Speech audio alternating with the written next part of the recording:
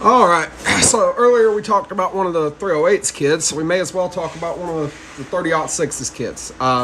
This is actually probably the most common deer hunting cartridge in my area. The 243 is a close second, but I don't know too many people that don't have a 270.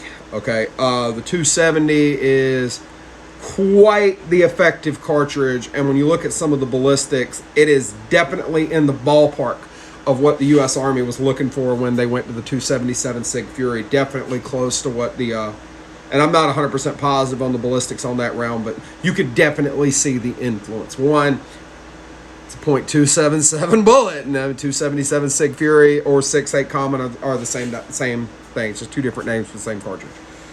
The 270 come about, it's based off 30-06 case, or I'm sorry, the 30-03, just saying. It's based off the same case as the 30-06, and it's basically meant to be considerably flatter bullet or considerably flatter trajectory with a lighter weight bullet and a higher velocity than the 30-06, which in most bullet weights it actually does achieve. It can shoot bullets that get into 30-06 weight range. 150 grain 270 is typically going to be running about 28.5, which is on par. But where the 270 really starts to shine is when you start moving down in bullet weights. You go to 140 grain, and now you look at 2950. 10 grains less, 100 feet per second faster. You go to 130 grain, now you're at about 3050. Again, 10 grains, 100 feet per second. And honestly, most of the people I know that deer hunt with a 270 are using a 130 grain bullet. So, I mean, it obviously does the job. And the lightest bullet that I'm familiar with for 270 is about 90 grains. And from some of the information I see on that, that's pushing at 3,600 feet per second. So you can get a 270 to be a real screamer if you really want to. Much like 30-06, because of the case volume, you can definitely work with a 270 and make it do all kinds of things. Same thing with a 243, for that matter.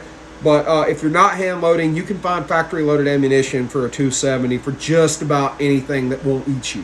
Right, like I wouldn't want a 270 in brown bear country by no means, but then again, you know, like where's the 375 Holland in Holland when I need one if I'm in brown bear country? So, but the 270 is a very versatile cartridge, very flat trajectory due to its high velocity. With the heavier grain stuff, your heavier weight stuff, 150 grain or thereabouts, you're going to see similar velocity to a 30-06, similar trajectory as a result, which is not a bad thing. So the 270, I mean, it's as popular as it is for a reason. A bunch of deer have become venison because they walked in front of a 270. So that's kind of hard to argue with as a hunting round.